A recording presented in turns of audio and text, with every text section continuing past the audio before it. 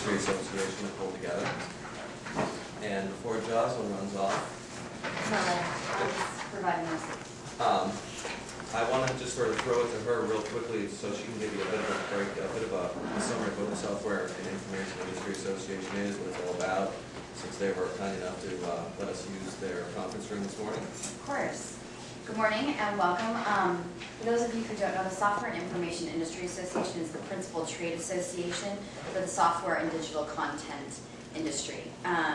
We provide global services in government relations, business development, corporate education, and intellectual property education to leading companies in the software industry. And our principal mission is threefold. First, we promote the industry. So we try to promote the common interests of the software and digital content industry, as well as its component parts. So we protect the industry. So we protect IP, member companies. We have advocates who provide legal advice.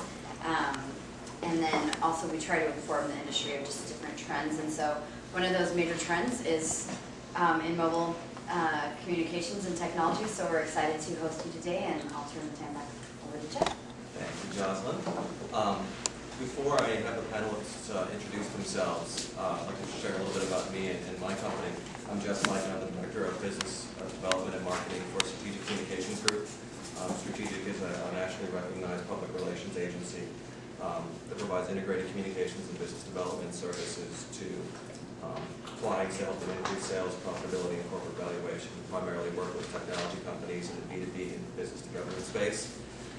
What makes us different is that we leverage all of our industry contacts, whether they be analysts or reporters or business contacts or on behalf of our clients to help sort of drive growth going forward.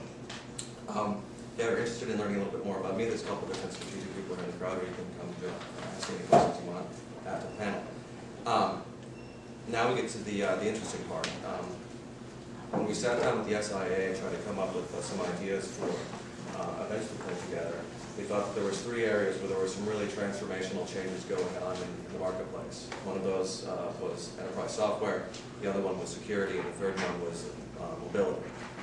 Changes going on with the carriers, with technology, with software, innovation. I thought it was a really interesting topic to kick off this series. I think that the four panels we brought together here today are really indicative of the innovation and change that's going on in the marketplace, so I'm really happy to have them here today. So, to get to the meat of the actual event, I'm going to have each one of these CEOs introduce themselves to you. And I'll start down here on this end with Gregg Smith of TV. Thanks, Jeff. I appreciate it. And thank you very much for hosting us, Justin. That's great. Again, my name is Gregg Smith, and I'm the CEO of Acuity Mobile. And what we do is we provide mobile marketing and mobile advertising solutions. And we're an enabling platform so you can have the ability to get offers out on your cell phone. And while that might frighten some people, and I can understand that, it's our fundamental belief that mobile marketing and mobile advertising is the wave of the future. Just like for those of you who remember that cable television didn't have advertising back a number of years ago, certainly something as personal as your cell phone, you might not want to have interruptions or spam. So our fundamental guiding principle is to ensure that you opt in and we're sending you relevant information. Prior to being the CEO of Acuity, I was the president of Aether Systems, which was a pretty successful wireless data company. Some success, some might not think of it as successful since our stock went from $16 to $345 a share. We rode it all the way back down to 3. But we did do a lot of things in the wireless industry, and what's interesting is that I, talk with Leslie or Rich or even DP. At Aether we were doing everything that each one of these folks was doing, and we were a little early for our time. But Jeff, thanks for having me. Looking forward to it. Next up, I'd like to have Rich Carlson of Wireless Matrix. And that's a nice segue, by the way. I'm Rich Carlson. I'm the CEO of Wireless Matrix, and what we do at Wireless Matrix is we make the field workers of enterprises measurably more productive through a solution suite. And the solution suite is comprised of 3 elements: the right wireless networks, ranging from satellite to GPRS or CDMA, the right wireless devices, which usually include GPS, 802.11, and the communication modem, and then the right hosted applications to drive productivity. What we do, our solution suite is called 360-degree mobile resource management. And what it does for you as a decision maker is it gives you total visibility into your fleet operations on a real-time basis. A little bit about the company. Wireless Matrix we're actually publicly traded on the Toronto Stock Exchange, and the symbol is WRX. We're a fabulous investment for those folks who like wild rides. And I want to round out their portfolio with an exciting little company. We're on a run rate for $36 million in revenues. We are EBITDA positive, and the company's growing at about 37% a year. My background is that I started in the wireless industry when the big question was, when will the industry get to 2 million subscribers? So I've been in the industry since 1988, so happy to be here. Hi, I'm Leslie Poole. I'm CEO of JV Digital Payment Solutions. We're an e-commerce service provider that delivers enabling technology for content providers to sell their content, premium content online. Whether that's Forbes.com selling access to their archives for single articles, or MTV selling digital downloads for music, we power that. We're now moving more into the mobile environment, partly by our own desire, things like black billing, as well as using the cell phone as a billing method. A lot of our customers are selling music to kids who don't have credit cards, but they have cell phones, so that puts us in the wireless space. And then we're also moving into some other niches too, especially with the whole Web 2.0 and convergence. It's getting very exciting, so I'm looking forward to this panel and talking about some of the interesting things that we're seeing, especially from our perspective in the entertainment business. I'm DP Venkatesh. I'm the CEO of a company called M4. We're a local company. I started it 7 years ago, and I think as Gregg mentioned, remember some of the good old days. I was on a panel last week in New York, and the topic was, when will mobile content take off? And I remember going up to New York thinking, I thought it would take off 7 years ago. And here I am on a panel still talking about when it really will take off. I used to live in Hong Kong before. When I moved back to the US, I was so sure that I was late to the mobile content marketplace. My company does two things. When you look at the mobile content value chain, there's mobile content delivery and mobile content discovery. We provide a platform to mobile operators. It's really to service providers. It's people like Verizon or Alltel, and then the new kind of providers. So some of my customers include Disney, who's launched their own wireless service. We work with ESPN before they shut down. And there's a whole bunch of new wireless players entering the medium. These are everyone from fixed carriers who are entering the wireless space, cable companies who are entering the wireless space, and then content companies like Google and Yahoo and Apple entering the space. So we provide them with a platform for delivering content. Probably the most exciting side of our business, which has developed over the last 3 years, is what we've found. The reason why mobile content has not really taken off is there are actually 19,000 ringtones available on your carrier's deck. You just can't find them. So the area that we find most exciting is a product called Smart Client, which focuses on content discovery. We're very encouraged by the fact that Apple launched their phone earlier this year, because what we have launched, in fact we just launched something with Verizon Wireless, is a client on the handset that makes it easy for you to get the information, so that you're not going through 7 or 8 clicks just to find the sports score. We serve it right to the home or the idle screen of the phone. We provide a catalog so you can actually buy the content, and really making it easy for the consumer. It's taken us 7 years to figure out that apparently if it's not easy, people won't buy it. But we're excited because the last couple of years have really made the first 5 years seem worthwhile. So I'm looking forward to participating in today's discussion. Great. Well, thank you all for sharing us a little bit about who you are and who you work for.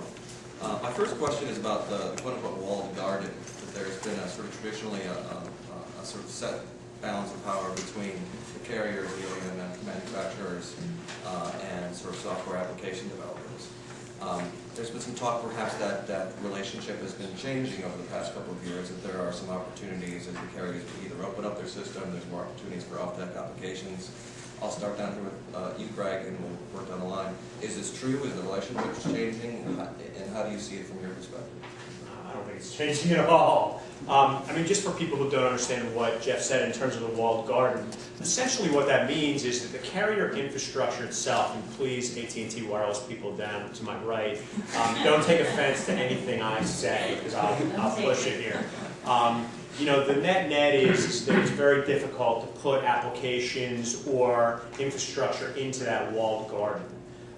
If you are selected and you're one of the chosen few, the great thing about the carriers is that they do, as a small company like mine, the great thing that they do is they jam you down really bad on your margins over time. So from my perspective, it's not a very good, viable business model for my business today.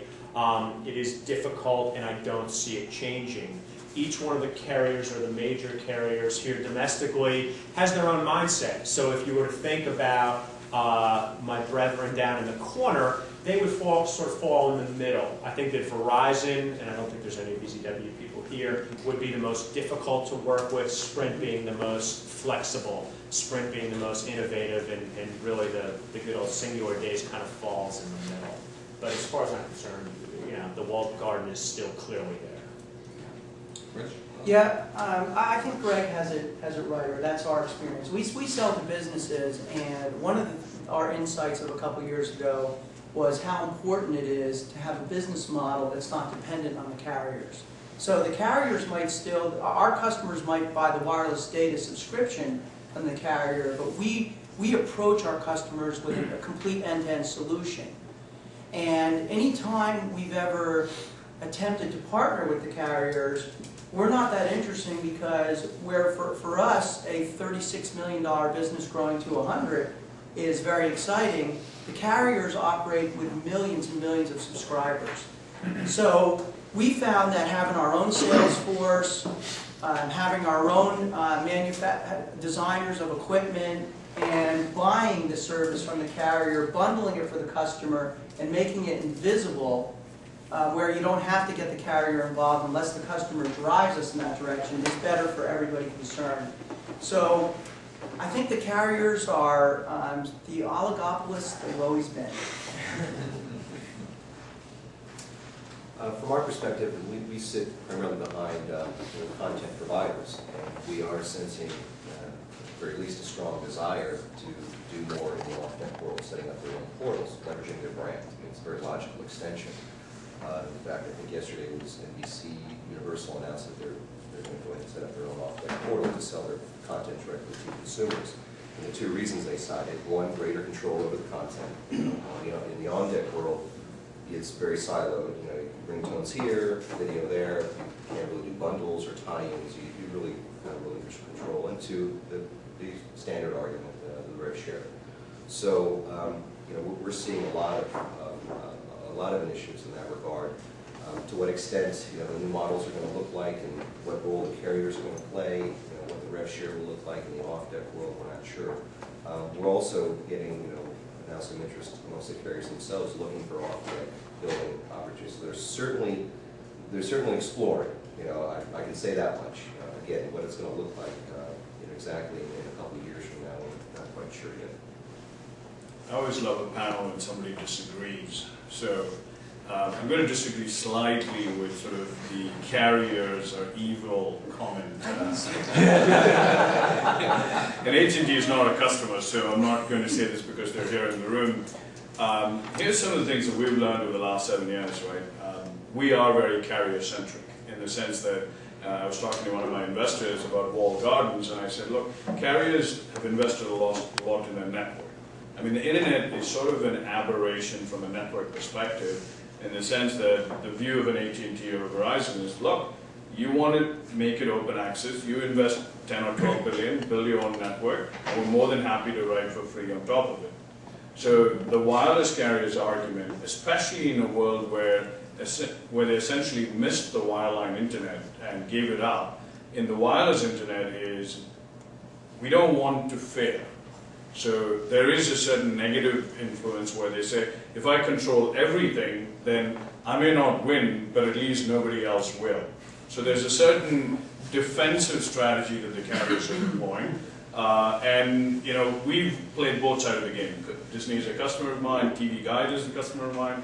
But what we're finding more and more, and you know, I recently read about the great Willie Sutton comment about the reason why he robbed banks was because that's where the money is. So if you look at the mobile business today, the carriers still have the money. While content providers and media companies are entering the space, I think the economics and the business models are very challenging for a small company like us to enter into a risk-sharing, revenue-sharing model in the hope that you will make it up in volume. Carriers, on the other hand, are perfectly used to paying large sums of money to build infrastructure and take the risk. So you are leaving money on the table, but time and again I come back and say, if you look at our deal with our carrier customers, we charge a few bucks for every handset that they put our software on. There's a lot of pressure on us, and I think this is where I thank my investors. They agree with my view, which is, yes, you could argue that, hey, don't give us any money up front, give us 10% of whatever we sell through our software.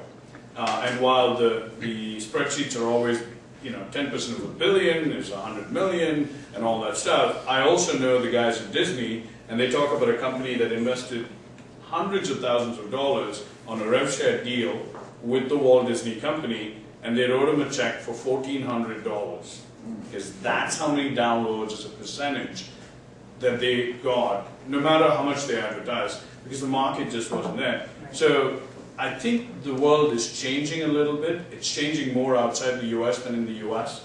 In the US, the carriers still dominate the mobile landscape, and at least from my perspective, and maybe I'm jaded and I'm giving up, we argue that, there's a walled garden that the carriers have put, and we're helping them put barbed wire on top of it. So it's what we do. We help the carriers defend sort of their investments in network and investments in architecture.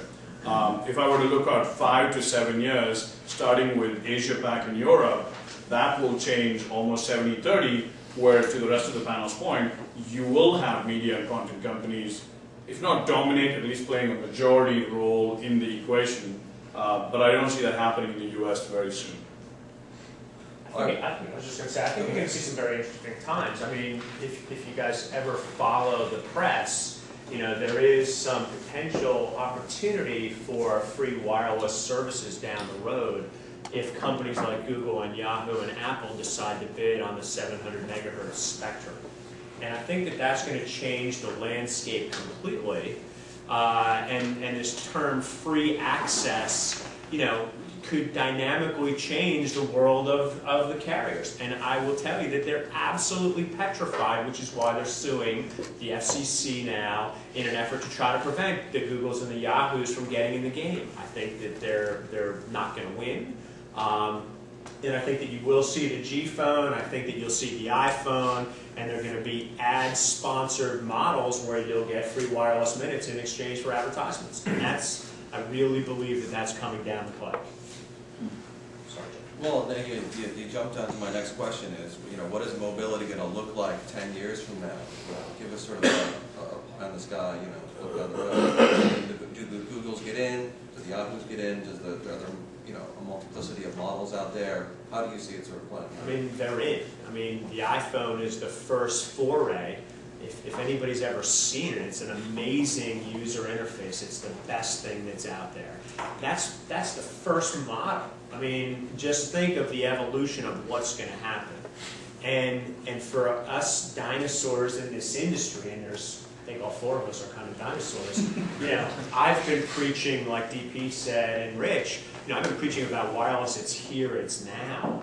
For 7 years I've been speaking on these panels and I've been talking about it, but it's here now. I mean, the speeds are great, the rich media is there, the television experience is decent, you've got ubiquitous coverage, but the processing power of the devices now are just great. needs. And I think what you're going to see over time is that, you know, everything, your wallet, your desktop, are all going to be in your cell phone.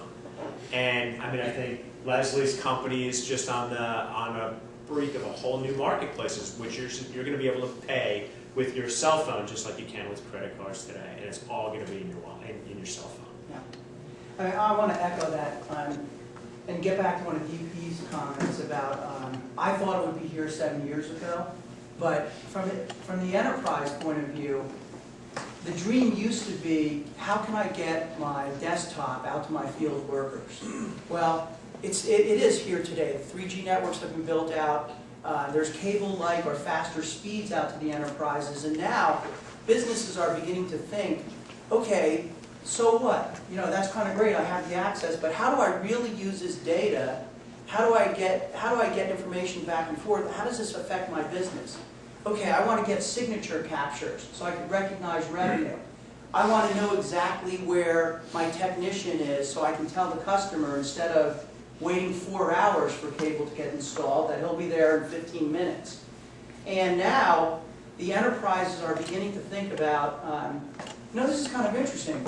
How can I capture accident data and then stream it back real time to somebody in risk management? How can I get data from how my technicians are treating the vehicles so that if somebody's hard braking, speeding, or abusing the vehicle, I can get them some coaching or get them out of the organization immediately. And what's happening is there's kind of a plethora of applications that nobody, you know, that were hard to anticipate until the technology is here, and now it's a matter of prioritizing and figuring out what works in your business. And as far as the future goes, it's almost hard to imagine. The future's kind of here, and it's a matter of figuring out how to leverage these technologies and phase them in ways that work for you. We're seeing so many really cool ideas being developed here.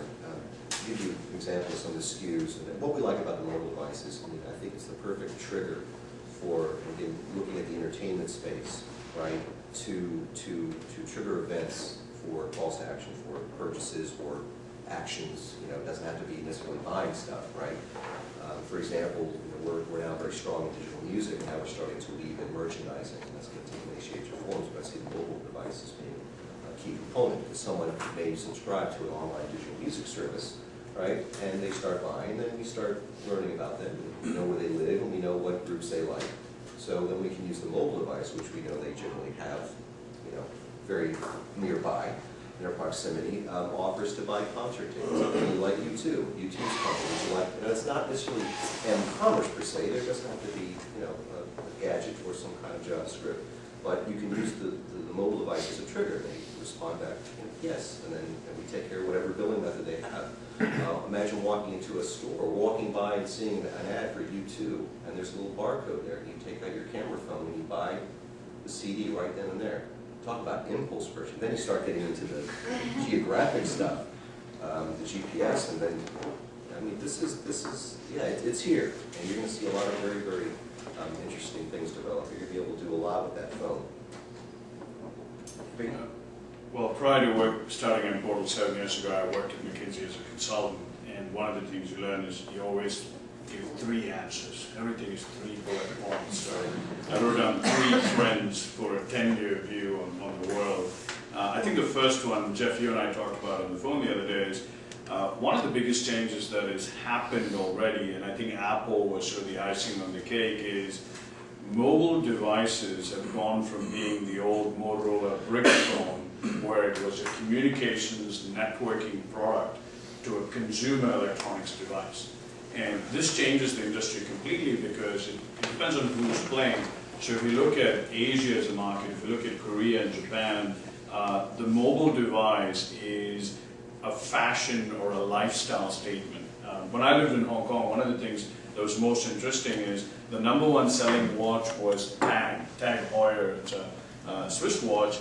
And the ads they ran were really macho male, rock climbing, surfing, skiing guys, which completely is not the audience in China and in Hong Kong where I live, but they sold like crazy, and they were very, very expensive watches. And everybody in my office wore expensive watches. And I kept thinking, why is it? And I think one is aspirational. The second is, when you live in Hong Kong, you don't have a way to express the money you make. So in the US, you go out and buy a Porsche 911, or you buy yourself a $70,000 car. In Hong Kong, you can't.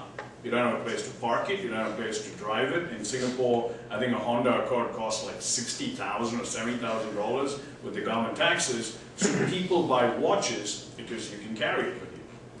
Now the trend has been replaced by people will pay $700, $800 for a mobile phone and then change it every 12 to 14 months, because that's your way of saying, hey, look how cool I am because I've got the latest Razr or Razr or iPhone. And that changes who provides the service. It's a huge trend that I think will just take off with companies like Apple and Sony and Disney getting into the space. The second trend that I think is happening a lot more and affects companies like what Rich is talking about is it's interesting on the enterprise side. I'm glad to hear you say you provide everything, right, which is the hardware, the software, the network, because it's the only way you can make it work today. But if you look at the computing industry and the software industry, it used to be you bought a mainframe with the hardware and the software and the people all from IBM. And then when the PC came in, there was the PC, but it ran DOS. And then Windows came in, and then the industry started to fragment into there were hardware guys who all have crappy margins. And then the software industry emerged as a huge, I think it's the reason why everybody's sitting here, and that's the key driver. The reason why Apple is able to do everything on the phone is, as much as they talk about, carriers should open up and everything should be open, I go, come on, you own the device, you own the operating system, you own the browser, you own the software stack, you control everything, which is why you're able to create that kind of a great user experience. And I think the software space will really start to take off in wireless. And the third one is a trend I think comes out of the first two, which is somebody talked about music and video. I think what's happening to the wireless industry is, it's not there yet, but the whole concept of over the top is an expression everybody uses. It's an example of Skype. So what the Skype guys did was they built a software app that ran on top of other people's networks. Well, everybody at AT&T and Verizon is determined to make sure that does not happen in wireless. And it will not happen for the foreseeable future. When you have 700 megahertz spectrum, some of the other open access networks will happen. But I think what's happening already, I had a chance to talk to Edgar Bronfman at Warner Music, who's a customer of ours. Actually, we're a customer of theirs. And he said something very interesting about the music industry. He read an example of how the music industry is dying, record business is down, sales are very, very bad, and this is the end of Warner Music. And then he came back and said, I know you guys are thinking this is the pressure I face. This article is from 1987. And he said, that's what they said about us when LPs and albums died. Then we came out with a CD, and then when CDs died, they said, you guys are dead, and then they came out with MP3s. And what he was talking about is, what he's doing is, apparently when they launched music before, there was only one piece, which was, you found an artist, and if Leslie was the artist, he produced a song, you ran a concert, you sold some tickets, and maybe he produced a few more songs and a couple albums, and then he said, we waited 3 years till we could launch the greatest hits. And that was the music industry. He said last month they launched a recording artist in Korea, and he said this woman, Han Young I think is her name, they launched 416 SKUs on one song.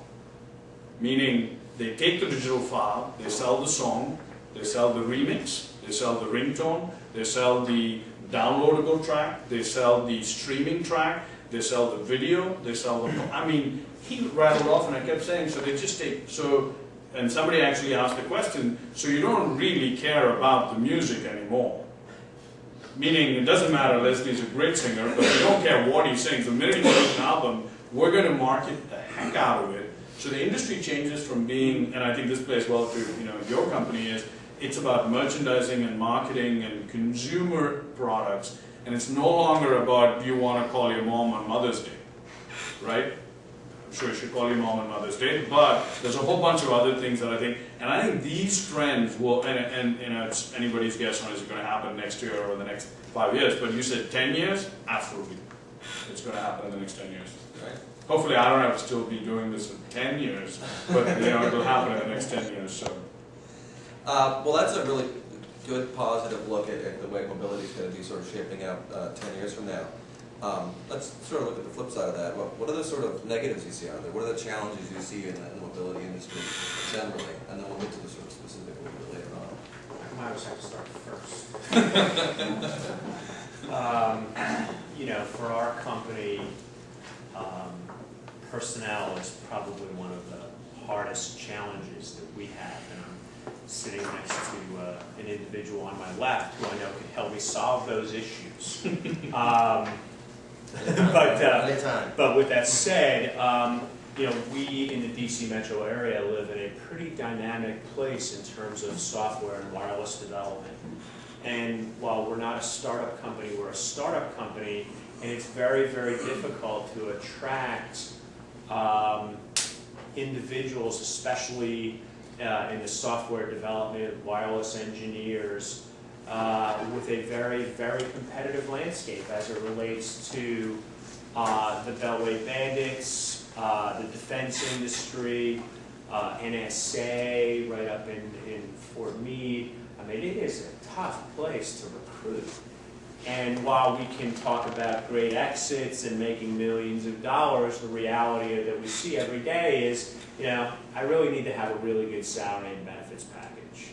So for me, sitting where I sit today, that's probably one of the largest challenges I have on a day-to-day basis. I have the ability to outsource my engineering to Monterrey, Mexico, which are all guys that used to work for me when I was at Aether. That's a good thing. But you know, in terms of building my own intellectual capital, it's a pretty difficult thing for us to do. And that's probably, you know, to answer your question, that's my biggest challenge that I'm faced with, you know, on a day-to-day basis, is finding the right people and then being able to give them a compensation package in this area that's competitive with people who can pay a lot more. So. Do you see that across all the sort of software vendors in the mobility space? I mean, I was at Aether Systems. I mean, I had $600 million sitting in the bank behind me. General Dynamics won a big contract, and I was telling Rich this morning, they wiped out a whole development team of mine. I mean, a whole product team just went goodbye, and that was in the course of less than a month. I'm going to have to sleep this night about that story.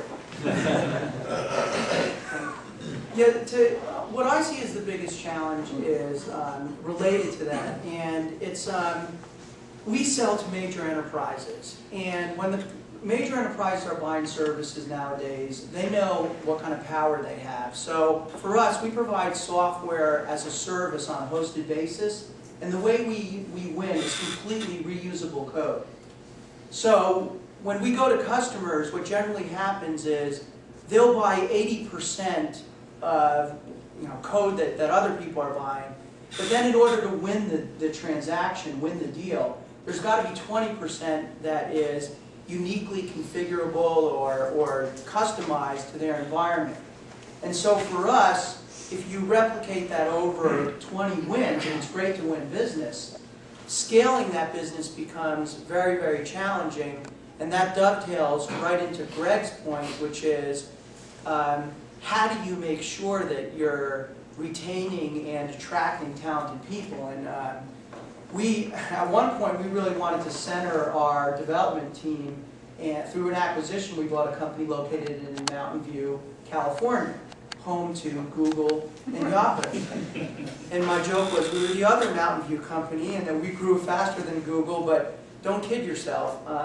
Anytime Google wanted, they would take our best people to the point where we had to rethink where we put our development team, and we ended up taking half of it in Reston, which, believe it or not, is easier to recruit than Mountain View. And then we moved the rest of the team to San Francisco, downtown San Francisco, where you could retain employees easier. And then we took another section of it and had it located in Vancouver, where the workforce is a little less expensive, but once you find a good person, if you treat them right, they stay with you forever. So those are the things that we're faced with as far as right now. It's just when you sell to major enterprises, they really recognize how much power they have, and at the end of the day, they want it off the shelf, but they want it customized for their environment.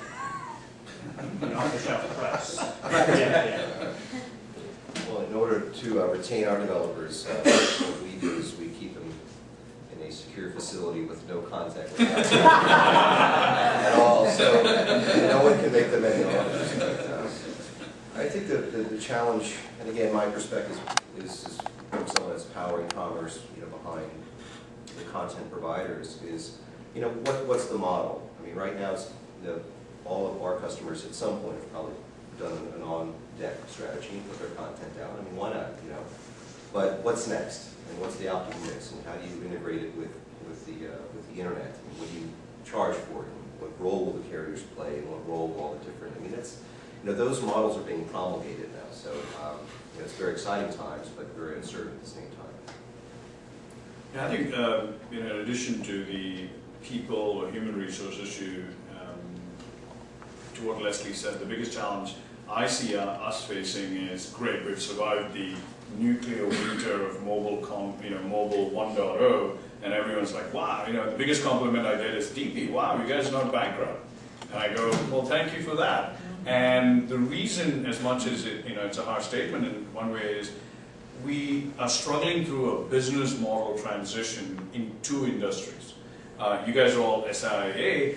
The software industry is going to go through a huge change in the way software is bought and delivered as a service, and gone are the days of you get a $20 million license fee with a 22% maintenance fee. You're not really sure what you get for maintenance, but you had to buy it because it was in your accounting statement, and you're like, well, where's the maintenance and support? So here's another $4 million stream, and we face that. And the other trend we face is exactly what we said, is people in the content and media industries are so used to a rev share model. So, if you sell $10, we'll give you $1. And everybody says, so therefore, we're not going to give you anything, but if you make 10 million, you'll make $1 million. So this really changes the landscape for at least three of us are private. I know Rich is public. As a private company, when you're looking for, there's a lot of capital, but when you're looking for a business model, you need to have the staying power to take 2, maybe 3 hits, which in today's environment, we are trying to bat, perfect.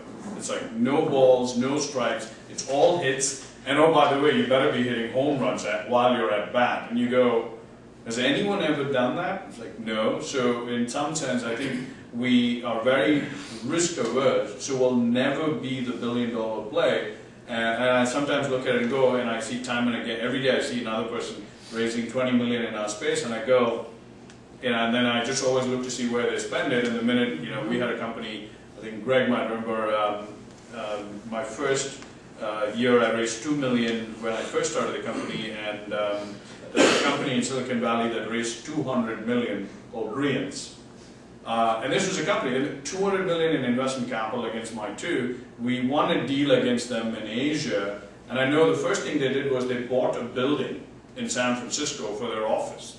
And I said, we could take these guys. And then they're bankrupt now after 5 years and 200 million. And I think, yeah, it's a nice lesson and a nice story to tell, but I always worry and say, if somebody did that today, we'd have no chance of competing, because they would completely play into the game of, you don't need to pay for our software, pay us for the revenue generated. And that it's almost impossible to compete with that. Yeah, and I want to echo something that DP mentioned. The way our space is constructed is, during the late 90s and early aughts, there were a ton of application companies with mobile applications for enterprises. And they're still the best of them. The absolute cream of the crop did not go bankrupt and survived. But many of those companies had 20, 40, $60 million put into them. And what we do at Wireless Matrix sounds easy, but it's actually quite hard. We built our company in part through acquisitions. And what we tend to do is, we have a 24/7 NOC, a billing system, and major enterprise customers and 54,000 subscribers and strong balance sheet. So we have staying power to get to DP's turn. And that is a huge advantage. And the technology and innovation is out there. So we've almost adopted the strategy of why hire 30 smart people and put them in a room to develop the next application? No, don't do that. Let those other 100 companies do that and then pick off one of them. And the strategy's worked out quite well for us, but it's got different challenges in that how do you take a very innovative company and put it into a company that runs the business the right way and not have the culture blow up? And so the software industry, space after space, is going through this transformation where innovation is not enough. You have to get everything right. You have to build correctly. You have to sell correctly. You can't overpromise. The customers are savvy. They're a lot less risk averse, and they do their due diligence on you. So the stakes are much higher than they were a couple of years ago. One thing I might add, this ties into what you're saying, going back to the record labels and their changing roles. I mean, they're going through a lot of soul searching now, but they really are. Being a record industry executive right now is a pretty high stress job, but I think they're going to do the same thing. They're not stupid, and they have plenty of money still, and there's a lot of innovation taking place in front of them. And at some point they'll, okay, this works, okay, we see it now, and then they'll embrace it, and they'll take some controls to some extent. So yeah, I mean, again, we have what, 20 digital music customers, probably 5 of them will actually make it.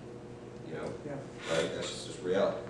But the ones that do make it will be dominant, and again, they'll be embraced by bigger, more established, let's just call it infrastructure. I do think, though, the software aspect of it can't be emphasized enough. Is you look at the Apple phone, it's all software. And I think that's encouraging news for everybody in this room is, I think the wireless industry, and it's funny because, and you guys would love this being from AT&T, Verizon, even their ad and their positioning is, it's the network, stupid. I mean, it's all about network. And it's great because they do have a powerful network. They've invested in DO and Reve. They really, at a management level, had the message to the street, and if you look at their FiOS investment, it's all network, network, network.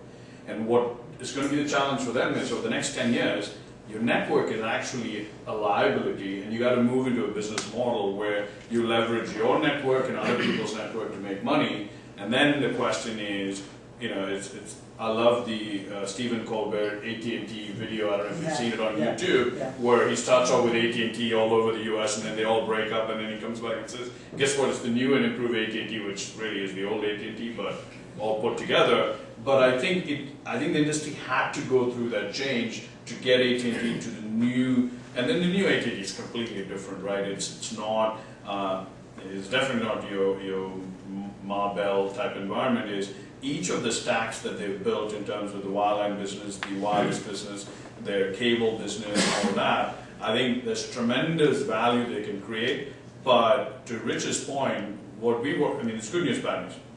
The bad news is it's a big player game. You're no longer going to make it with if I started a company now and try to raise $2 million, forget it. It's just not going to make it in the long term. Now the good news of that is what you made is there's several people looking to say, wow, you got 100 people, you innovate, you've already got customers, and you got IP, and you got software. What's the cost for us to get to that stage? And it's a lot easier to buy a company like us than it is to try and innovate, because the financials will justify itself. Then I'll work for Rich, and it'll be easy for him to come to the meeting. Be careful what you wish for. Same thing with JV. I think. Yeah, exactly. It's far less to buy us than to try to. I agree. Great. I got a couple of specific questions for each one of you. And DP, I'll start with you, since you seem to be the most effusive in your comments. I don't want to say anything now. I encourage that. The MVNO business model has had some challenges as of late. Is this approach finished, or has it just been sort of an execution issue or early to market issue? I think it's the telecom or communication industry always has sort of a hang up about acronyms. Everything's like EVDO and RevA and HSDP. They're always looking for, can you give me an acronym that I can put on it and then it'll work? Because it's very easy to say, oh, we're going to RevA. And I go, how can you actually sell a service to a consumer called EVDO? I mean, if you had a marketing team, they would just completely throw up over it. But it's an EVDO product. I know, and consumers apparently think it's. I think the MVNO, which is the virtual network operator where people like Virgin Mobile and Disney sit on top of Sprint's network and offer the service, it's been a lot of challenges. Virgin's getting ready to go public. But I'm very bullish. In fact, there's an RCR article today I did on it, which is, I think the industry will change from the pure MVNO concept, which is what Virgin Mobile was.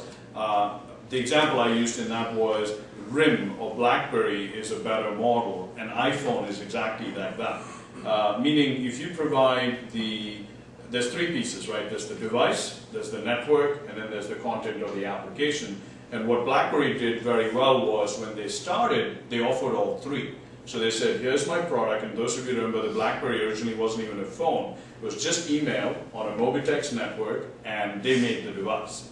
And then in order to scale the business, they said, hey, we'll drop the network, we'll take the device, and we'll take the app, and they partnered with the carriers. That has proven, I think they have a market cap of $54 billion on that business model. So when Apple came in, I remember everyone's like, oh, they're going to launch an MVNO, and we said, look, if you look at Apple, where they make money, I mean, this is why guys like Edgar Bronfman hate Steve Jobs, is Steve Jobs will talk about democratization of the music industry and 99-cent downloads, because Apple doesn't make money on iTunes, they make money on the iPod. So it's very easy to say, you know what you guys should do? You should all sell your music for 99 cents, because that's what the people want, except only my device is the mechanism, and we make ridiculous margins on the device. So I think you'll see business models that are much more device-centric. So the enterprise play is one. I think Rich can comment on that. Music and video are too big an opportunity for people not to go after Apple. So I think you'll see other successful, partially successful plays. And I think the one company that people have sort of forgotten is Microsoft. I mean, if you look at, for me, the shock about Microsoft is, today the most open device in wireless is actually Microsoft. So we chose that platform, and if you look at the market, I think if Microsoft were to launch, the only reason why they don't do it, and we know these guys, is DOJ would be all over them if they came in and said, hey, we're going to now be a carrier.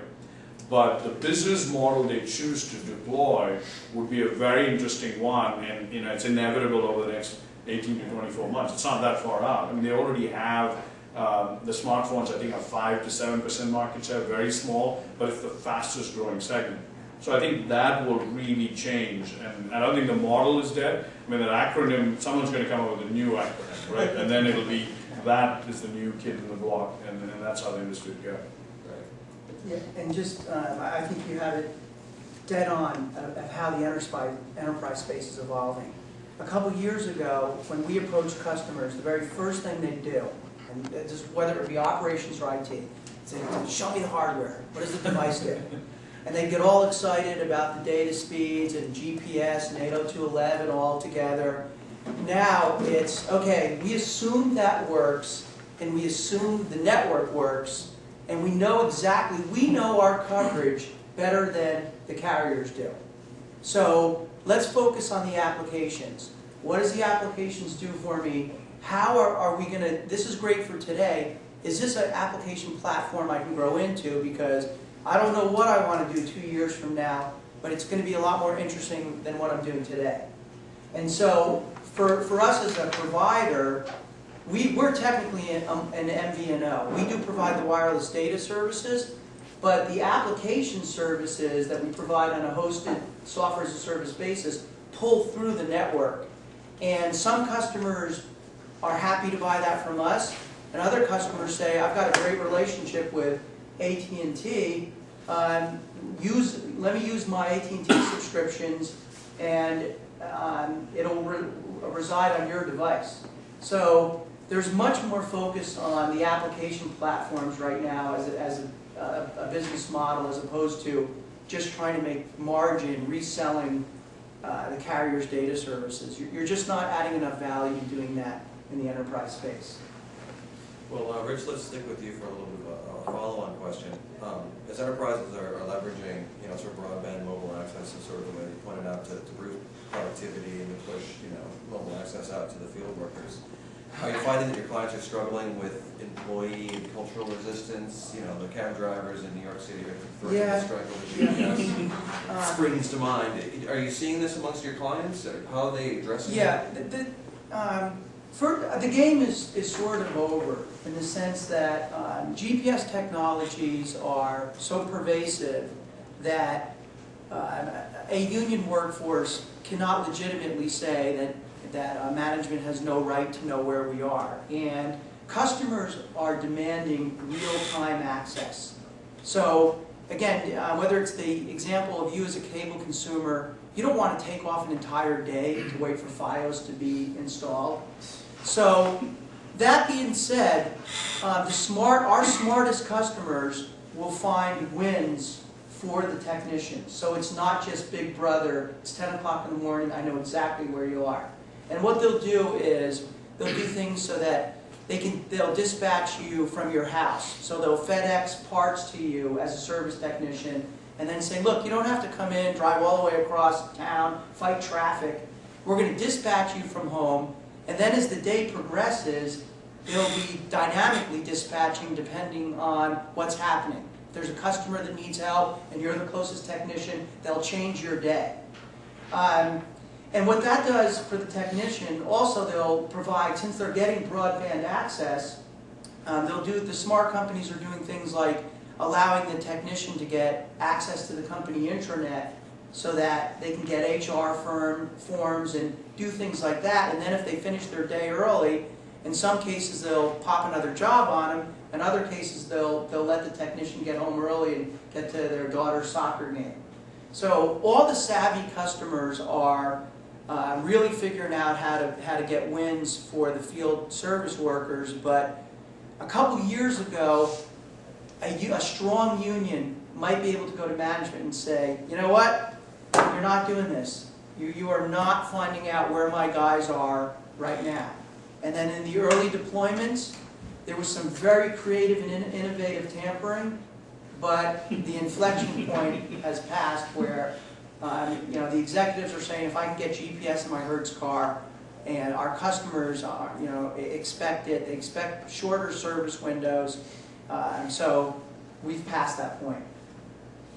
I mean, I guess a really good way of looking at it is how many people 5 years ago carried a wireless device that was connected to your email? Probably nobody, right? How many people are connected today? Just about everybody, right? I would be very surprised if it wasn't 100%. So to Rich's point, I mean, it's all about change management. And it's how do you change those field workers, and I have a lot of experience in Rich's space, in an effort to ensure that that wireless device is used and used properly. And what we had seen over the course of 7 years is that the kids will drag along the older folks like myself who are, I was called at Aether Captain Analog forever because I wouldn't carry a BlackBerry, even though we were the largest reseller of BlackBerries in the country. And, it's just been great to see the transformation of the young guys who are delivery drivers for Staples or Iron Mountain or Office Depot, and then all of a sudden they're looking at the older fellow who doesn't get it during training.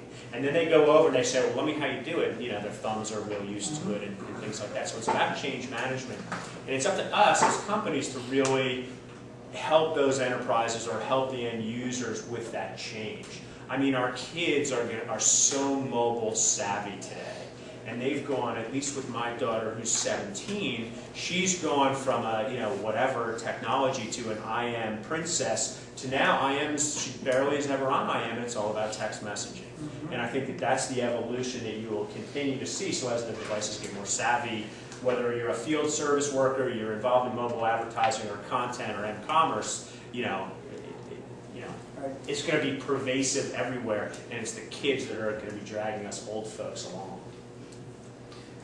Gregg, let me just follow up real quick, sort of a specific question about your business.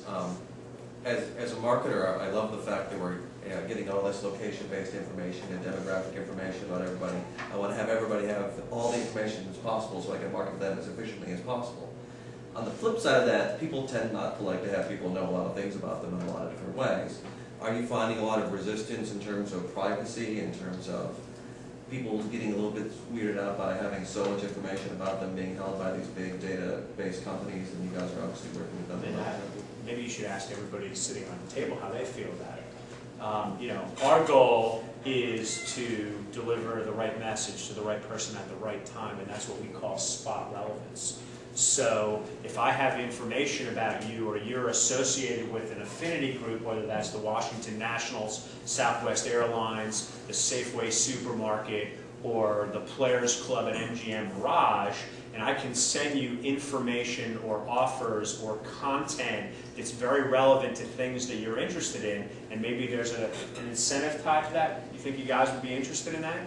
So if, for example, has everybody been to Vegas or Atlantic City, right? I mean, so for those of you who haven't, bear with me, but if I know that you're interested, Sarah, in the spa, and I'm the Treasure Island, and I have 5 massage therapists that are open between 1 and 3 o'clock this afternoon, wouldn't it be great if the spa manager, so if Rich is the spa manager, especially if you're going to give me a coupon for... Well, that's exactly the point, is Rich as the spa manager can create an offer real time because he has these openings or perishable goods. That's my aspiration. Great. But if I can send you that incentive for $25 off because I have massage therapists that are available this afternoon, boom, you probably take advantage of that. Now getting to the LBS component, if I'm the director of But I don't marketing... want to be getting stuff from Mirage for the next, and have to go in and say, please stop. So we look at things like that as an event. So while, and this is where the LBS tie-in is, I know through the network that you're in, LBS, location-based services, I know that you're in Vegas, so you are going to be associated with me or the casino or the property only while you're in Vegas, and you're going to get some good things. You might be interested in that. You might be interested for somebody who likes NASCAR. Maybe you're at the 3-day weekend event down in Richmond, Virginia, and you're interested in Budweiser, and you're interested in maybe some Procter & Gamble products. You might get some incentives there. You could be associated with the Washington Nationals. Of course, they're a pretty lousy baseball team. They need to fill up the seats in their stadium. Maybe there's incentives that are associated with that. So that's really the answer. I don't want to be in your face. I don't want to create spam. I fundamentally believe that I don't really like television advertising. We created software technology to block pop-up ads on our desktops. I only want to deliver you relevant content in the form of offers that you are very closely aligned with. Can I ask a question? Absolutely, fire away. Because it's something about the privacy. I mean, there's this ISO on privacy, and it seemed to me that in terms of in the global marketplace, that getting certified for this information security ISO would be a real benefit to a mobile company.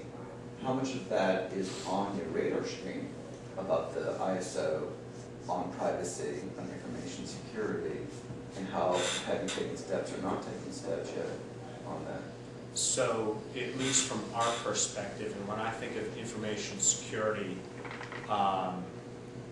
I guess the answer to that from our company today is we're probably not there yet.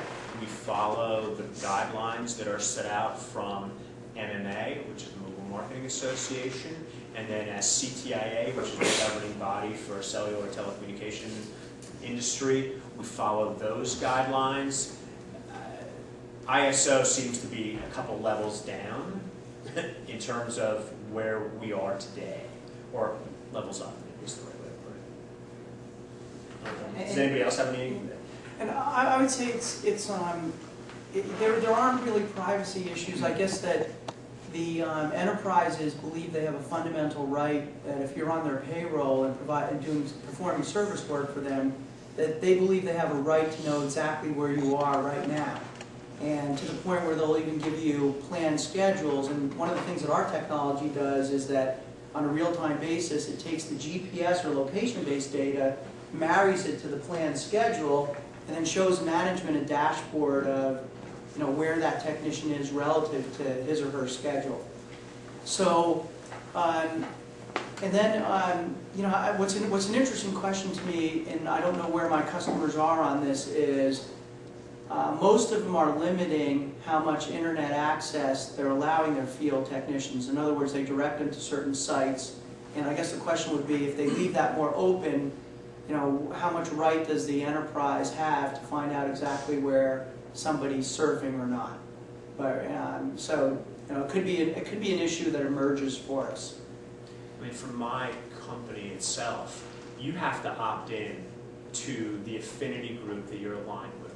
So whether that's Harley-Davidson, the Nationals, Treasure Island, we're getting your permission to do that. I think what you're seeing is that you have a lot of companies, and certainly some of the carriers are doing this today, where they want to hit demographics within their entire user population.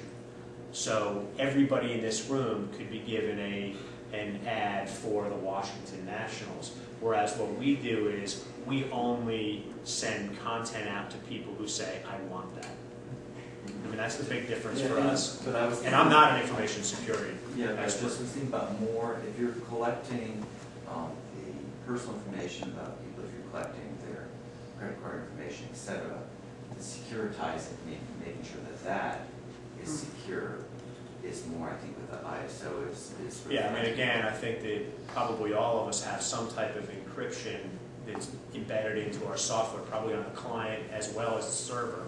And as it goes OTA, it goes over the air, you're probably completely encrypted, and it's pretty tough to break that.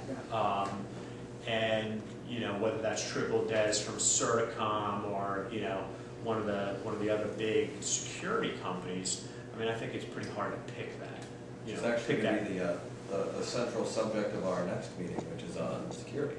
And one of the problems you're having in the security world is that it used to be the server and the client, now it was the PC, and now you've got basically little laptops running around that you can stick a thumb drive in and suck all the information out. And security is a real big problem as you move to all these different endpoints and multiple endpoints, and where's the person and how you validate that, and all that sort of thing. So I mean, that's a big issue going down the road, especially as you get these off-deck applications, because before you could rely on the carrier it was secure, you didn't really have to worry about it.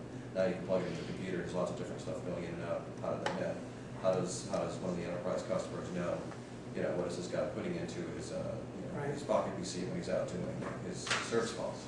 Do you have to lock down that device, and what do you have to do? There's lots of different issues that go into it. Jeff, can I ask a question? I'm just curious, you've all been talking a lot about the consumer market, but are any of you in the government market at all, or seeing applications moving in that direction? How are you seeing the federal, or any state or local? I mean, I've spent, I've bought a couple companies in the government space, and, if you really go back, into the 80s, the law enforcement vehicles, fire and EMS always had mobile communications.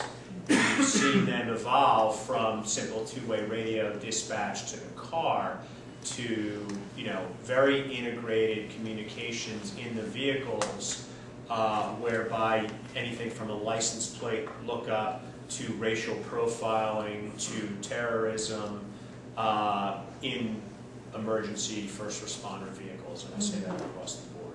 I mean, the military is clearly a first adopter in that space. BlackBerry is very pervasive in the government. Certainly with our application or our product, we would have the ability to do some pretty interesting homeland security applications. That's just not our focus. But if you think about the events that happened at Virginia Tech with 2 murders very early on, a 3-hour period, and then what happened further on, our capabilities would be the Medina students or the head of security could provide real-time updates to everybody that was a Virginia Tech student that happened to have a client on their cell phone. So, there are those type of applications that are out there today that are slowly but steadily getting adopted. Unfortunately, it's typically some crisis that forces the universities or the government to take action. But even today, with a daughter that's going to college, I was very surprised to hear how often or how many colleges haven't adopted things like that for their kids. I think the government opportunity is huge. I used to work at CFC before, and I think like in '92 we were looking at a division called NID, which was network integration. And if you look at wireless as a single opportunity, contracts like FTS 2000, which was bigger than I think building submarines or something, that opportunity is only now being talked about. So from an integrator perspective, if I look at IBM, EDS, CSC, Nortel, ability, because the challenges that we face, it's impossible for a small company to do, because you've got to integrate the network, and it actually is hard for the carriers to do because it's cross-carrier. So to really do a national wireless network play, no single carrier can do it, no matter what Nextel may tell you or other people may tell you. So I think the integration opportunities is in the billions, and that's not even counting the vertical application opportunity. Just network integration, providing anything to do, I mean, apparently Homeland Security, just the word, will increase your budget by at least a few zeros. So that's the starting point. But I mean, the government, technically, if you really look at who built the internet, they did. So if you look at broadband wireless internet as both a national security, as an investment criteria, and people talk, I mean, you look at the presidential elections, everyone's talking about broadband. It's really wireless broadband that's going to be the driver. And there, I think the government opportunity is you could launch a wireless company to deliver a wireless network nationwide. And I think it'll require only maybe 10 or 12 billion. But I'm sure Nortel can cough that up pretty easily. So. And the first responders have legacy two-way private radio networks that they're now just beginning to adopt public networks for data and for these sorts of applications. So, and we saw that trend started, the utilities industry tends to be maybe 5 years ahead of the government. And right now you're seeing utilities basically say, we can't even find personnel to maintain these networks. So as they go to public networks, now utilities are much more interested in companies that provide the applications and the network services on the public networks. I think government is going to go the same way. Though, you know, with the way spectrum's allocated, I could be wrong about that, but we're just seeing some cracks in that. So I think all these technologies have ways of playing in the government, and as somebody leading a small company, the hard thing for us is how many resources do you put in that on speculation that the market will emerge?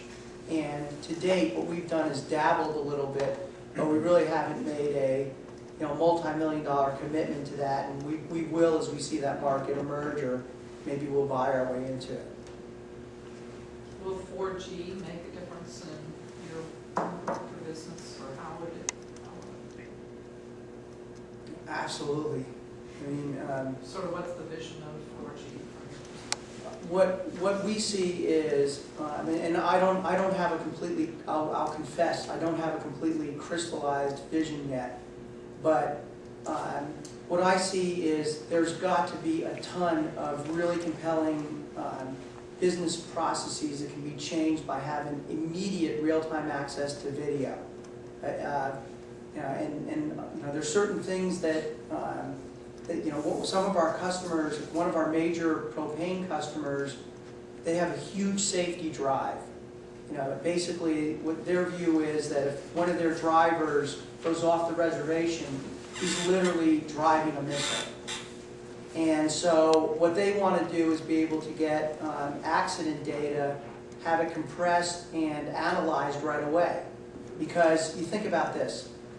Suppose one of their drivers, God forbid, gets into a terrible accident. A nanosecond after the accident, who's calling? Plaintiff attorneys. Suppose you could do a quick analysis of the accident and you knew everything about that accident. You could make a very informed, very right decision over whether to settle or whether to fight right away. And then taking that to the next step, suppose you're able to get a lot of data from your drivers, and you married that to the human resource data, and then you created predictive models of who to hire and who not to hire. So, I don't know what they are, but when those 4G networks are being built, we're going to be there, and I think there's going to be tremendous innovation around those capabilities. Again, it's an acronym, right? So people talk about 4G, and a lot of people in the telecom industry are like, wait, I thought we were going to launch 3G, so it's already coming. Yeah, we decided that we did it so well. But I think 4G is broadly called next generation true wireless broadband. So if you talk to the Sprint, Zoom is the name of the company, it's a WiMAX play. If you talk to other people, I think it's huge, the opportunity. I also think when you really look at, from a country perspective, if you look at GDP growth and where the government should or could invest in, it's going to invest in infrastructure for broadband. And I think in the US, the whole concept of digging anything up is a hard proposition, given labor costs and rights and stuff like that. So I think wireless broadband will be a very, very big play for video, for music. I mean, the applications are, in theory, they are limitless.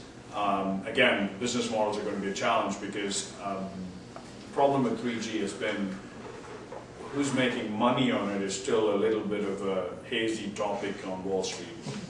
It's easy to get 20 billion in capex and build it out because eventually you'll make money, but now people are saying, I know we didn't make money on 3G, but if you give us 20 more to build 4G, then we'll make the money we spent on 3G. And apparently people are saying, really? So I think for all of us, no matter what, we're going to have to be carrier and network protocol agnostic. yeah. Meaning that, for Rich's business, he has to have the ability to have multiple networks supporting ubiquitous coverage in the United States for his drivers. For me, I don't know who's going to walk into the MGM this afternoon, so I've got to be a Sprint, an AT&T, Verizon, et cetera, et cetera, et cetera. Whether that's 2.5G, 2G, 3G, or 4G, I think we're all going to have to be agnostic in our approach and keep our software innovating to go across all those networks. Well, I think we've segued nicely into our Q&A portion of the I'm going to start with Mark in the back, and then I'll... Each of you guys have successfully raised capital, whether it be in the private markets or in Rich's case, the public markets. Can you talk a little bit about the reception that you have received and are currently receiving from the investor community as you talk about kind of the vision of mobility? A lot of people say, hey, that's great, but how are you going to be making money today? And Rich, I'll start with you. I know you guys just raised some. Yeah, we had I'm happy to say we just raised $12 million by an offering, and it was oversubscribed. So there's money out there. There is also a high degree of skepticism, and it's not easy being a small cap. And the definition of a small cap is really interesting. You talk to somebody who's running a company traded on NASDAQ, it's 400 million, and he says, I'm a small cap. So I really am a small cap. And there is a large degree of skepticism that you have to overcome, and you have to do it the hard way, and you have to survive, and your business has got to show progression. And specifically, you've got to show that you have an ability to acquire customers, grow your business, and then you have to run the business the right way. You cannot go to investors nowadays and say, give me 80 million and profits will show up 2.5 years because I've got this great hockey stick projection. Now, who are your customers? What is your sales pipeline like? The savvy investors will go 2 levels below the CEO. They'll interview me and say, okay, that's CEO speak. They'll interview my CFO. They'll talk to my VP of sales. They'll go a couple layers down, and if everybody's singing on the same hymnal and the company shows progress, then the capital spigots are open. And the good news is that you could still get more money than you need, and it takes a little bit of discipline to just raise the capital that you need for the next 18 months, as opposed to 4 times the capital, and then you'll run your business sloppily.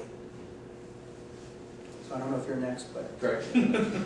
So I'm on the exact opposite, I think, spectrum from the public, so public world. But you know, we are absolutely today in the market trying to raise venture capital funding, and there's more money than God out there. And what I'm finding is that the amount of money that Acuity is trying to raise is too little, and that is an interesting scenario that we're dealing with right now, and one that when I joined Acuity, I didn't think it would be this hard, and it's hard. I mean, my full-time job today is raising money, and it's a challenge. And you know, while I'm looking for about $4 to $6 million, I've been turned down by many firms by saying that's not enough. We've moved upscale. So the early software innovation companies, and you know, I've got patents, and I've got 7 years of development on the platform, and I've got customers, and I've got big name customers. It's still tough because there are a few VCs out there today that are doing early stage rounds. You know, they used to raise $100 million and sprinkle $1 million, $2 million, $3 million around. Well, now there's so much money flush in the marketplace today that they've raised their next fund, which is $250 million. So for them to put to work $3 or $4 million, which is what I'm looking for, versus 10 to 15 million, it's the same amount of effort on their point. So what are they going to do?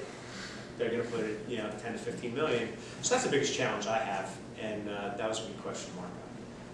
A loaded one, maybe. I'm going to get you on that one later. Leslie, you have some thoughts? Yeah, we're also actively seeking to raise our preferred A round to about $6 million. The other night, my wife kind of noticed I was a little agitated. She asked me, you know, how's your day at the office? I said, well, a new competitor just emerged in the marketplace. They raised $6.5 million, and the founder's 10 years old.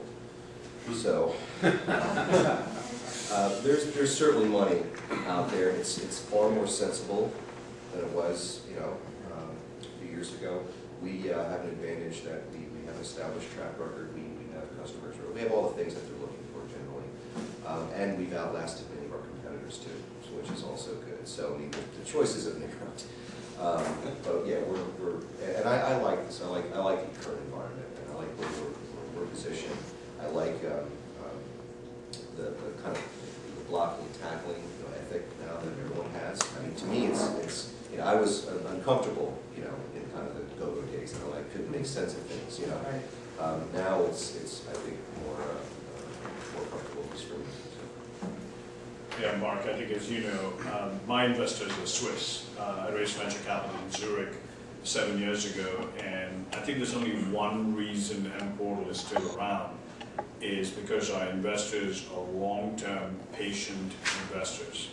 And they're in Europe, and they come only once in 6 weeks to visit. But it's, I mean, you guys can relate to this much more, in the sense is we have a single investor, and I remember when I was raising capital, they said it takes 7 to 10 years to build a company. And I was like, 3 to 5, I'm done. You guys are off by 2 years. This is so overloaded. And in 7 years, so the board meeting that day, I said, I had to say it. You were right, I was wrong. It takes longer, especially when the market moves. I do think there's an interesting thing happening, and I'll just throw this out there. We have a back-end operation in India, and talk about capital. India today is where Silicon Valley was in '96, where there is actually such a thing as too much crazy capital chasing too few, forget good business ideas, just ideas. So the capital question has become an interesting one where there's a ton of capital if you want to raise it, but we have this similar situation, as Gregg pointed out, is we're not really a small company, but we're not a big company either.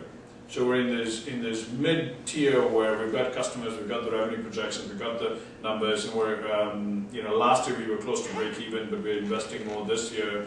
So I think raising capital is definitely an option, but it becomes an interesting question. I think we're at a stage now where we're saying, what's the end game? So we raised $5 million, what does it get you to?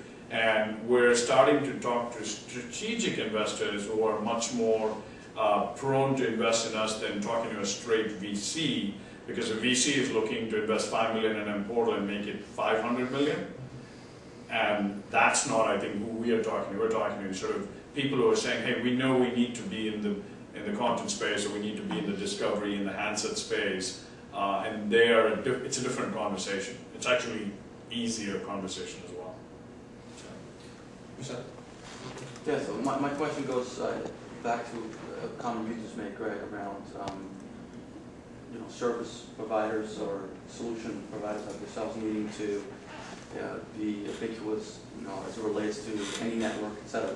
So the examples that you guys keep giving are very different. Rich, you keep giving examples around enterprise application access, Right. really, and others are giving consumer examples on cell phones.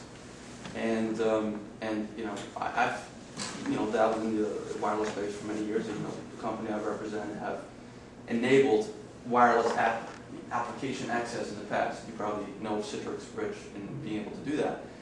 But there's this big difference between consumer devices that you can buy music, ringtones, etc., and do some advertising too, and then the wireless access to apps. What are your thoughts on when is this going to converge, where your mobile phone coupled with whatever other computing device you have becomes one, and smooth roaming, if you want to call that, or smart access becomes more reality for computing professionals? Well, I think Road warrior. I think what you're starting to see now is more network protocol convergence. What I mean by that is Wi-Fi integrated with a device. RIM, I have a long history with RIM. RIM has been talking about an integrated Wi-Fi, GPRS, or CDMA handset for a long time.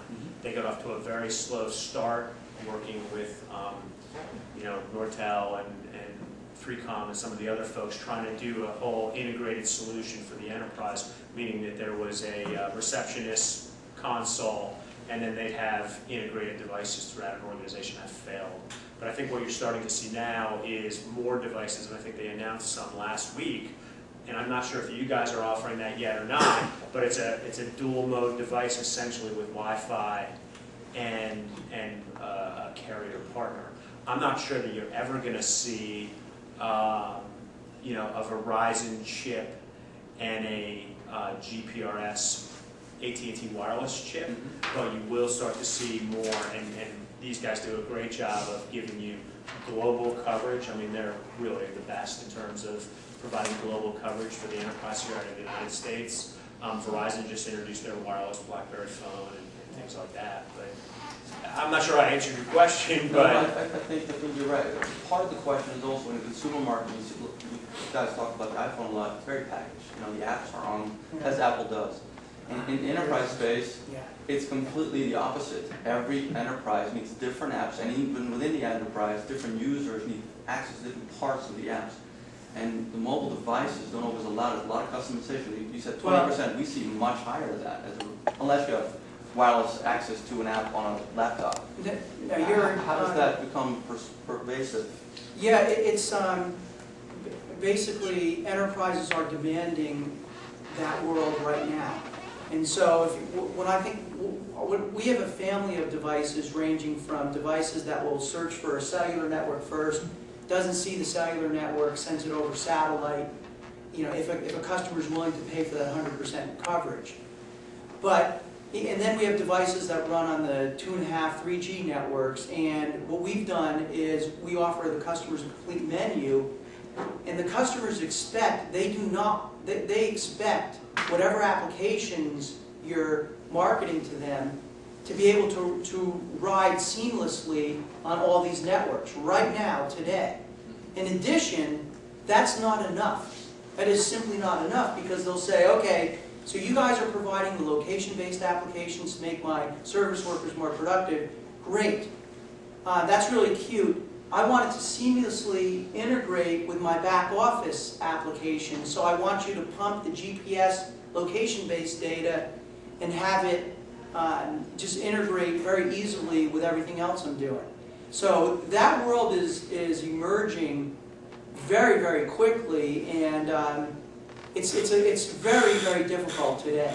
I mean, it really is to have a family of devices operating on a family of networks and have it all invisible. But it should get easier in the next couple of years, and it helps us differentiate, because a lot of the apps providers in our space do what I call Henry Ford marketing. They have one device that works on a GPRS network and a bunch of